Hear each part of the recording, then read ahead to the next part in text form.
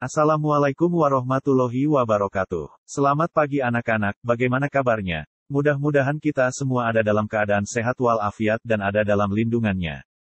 Pada pembelajaran PPKN sekarang, kita akan membahas tentang hakikat demokrasi. Yang pertama akan kita bahas, yaitu tentang makna demokrasi. Kata demokrasi berasal dari dua kata dalam bahasa Yunani, yaitu demos yang berarti rakyat, dan kratos atau kratein yang berarti pemerintahan. Sehingga demokrasi dapat diartikan sebagai pemerintahan rakyat. Menurut Kamus Besar Bahasa Indonesia, demokrasi merupakan istilah politik yang berarti pemerintahan rakyat. Hal tersebut dapat diartikan bahwa dalam sebuah negara demokrasi, kekuasaan tertinggi berada di tangan rakyat dan dijalankan langsung oleh rakyat atau wakil-wakil yang mereka pilih melalui pemilihan umum. Negara yang menganut sistem demokrasi, senantiasa mengingat kepentingan dan keinginan dari rakyatnya. Rakyat merupakan pemegang kekuasaan terpenting, penentu keputusan, dan pengontrol terhadap pelaksanaannya. Oleh karena itu, setiap tindakan dalam melaksanakan kekuasaan negara tidak boleh bertentangan dengan kehendak dan kepentingan rakyat, tetapi semaksimal mungkin memenuhi keinginan rakyat. Demokrasi telah dijadikan sebagai sistem politik yang dianut oleh sebagian negara di dunia. Meskipun demikian, dalam pelaksanaannya berbeda-beda bergantung dari sudut pandang masing-masing. Keanekaragaman sudut pandang inilah yang membuat demokrasi dapat dikenal dari berbagai macam bentuk. Berikut ini beberapa macam bentuk demokrasi, yaitu 1.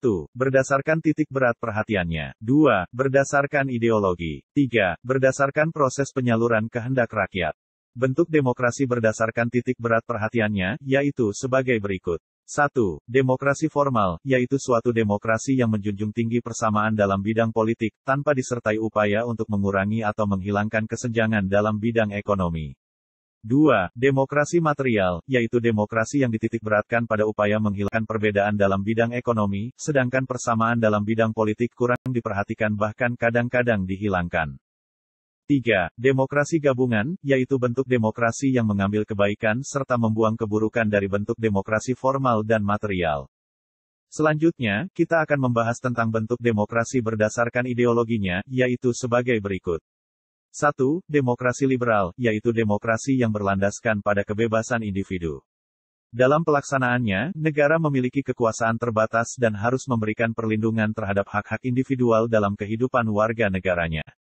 2. Demokrasi rakyat merupakan sistem demokrasi yang berlandaskan paham sosialis, di mana kepentingan umum menjadi yang terpenting di atas kepentingan individu. 3. Demokrasi Pancasila, yaitu demokrasi yang berlandaskan kepada nilai-nilai Pancasila. Adapun sistem demokrasi Pancasila ini berasaskan musyawarah mufakat yang mengedepankan kepentingan umum, seperti yang tertuang dalam sila keempat Pancasila. Selanjutnya kita akan membahas tentang bentuk demokrasi berdasarkan cara penyaluran kehendak rakyatnya, yaitu sebagai berikut. 1. Demokrasi langsung, yaitu paham demokrasi yang mengikutsertakan setiap warga negaranya dalam permusyawaratan untuk menentukan kebijaksanaan umum negara atau undang-undang secara langsung. 2. Demokrasi tidak langsung, yaitu paham demokrasi yang dilaksanakan melalui sistem perwakilan. Penerapan demokrasi seperti ini berkaitan dengan kenyataan suatu negara yang jumlah penduduknya semakin banyak, wilayahnya semakin luas, dan permasalahan yang dihadapinya semakin rumit dan kompleks. Demokrasi tidak langsung atau demokrasi perwakilan biasanya dilaksanakan melalui pemilihan umum. Berbicara mengenai demokrasi tidak akan terlepas dari pembicaraan tentang kekuasaan rakyat. Seperti yang diungkapkan pada bagian sebelumnya bahwa demokrasi merupakan pemerintahan dari rakyat, oleh rakyat, dan untuk rakyat. Secara eksplisit ditegaskan bahwa rakyatlah pemegang kekuasaan yang sebenarnya. Demokrasi sebagai sistem politik yang saat ini dianut oleh sebagian besar negara di dunia tentu saja memiliki prinsip-prinsip yang berbeda dengan sistem yang lain.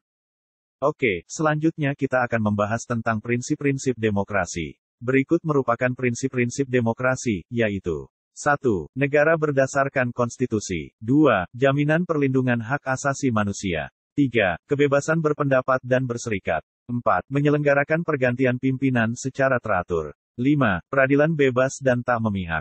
6. Penegakan hukum dan persamaan kedudukan. 7. Jaminan kebebasan pers. Kemudian, menurut Alamudi sebagaimana dikutip oleh Sri Wuryan dan Syaifullah dalam bukunya yang berjudul Ilmu Kewarganegaraan, suatu negara dapat disebut berbudaya demokrasi apabila memiliki soko guru demokrasi sebagai berikut. 1.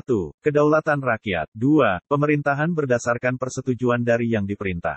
3. Kekuasaan mayoritas. 4. Hak-hak minoritas. 5. Jaminan hak-hak asasi manusia. 6. Pemilihan yang bebas dan jujur.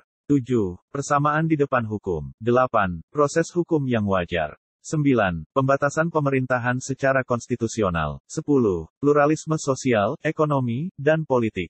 11. Nilai-nilai toleransi, pragmatisme, kerjasama dan mufakat. Demikian pembahasan materi pembelajaran PPKN tentang hakikat demokrasi. Mudah-mudahan bermanfaat bagi kita semua. Wassalamualaikum warahmatullahi wabarakatuh.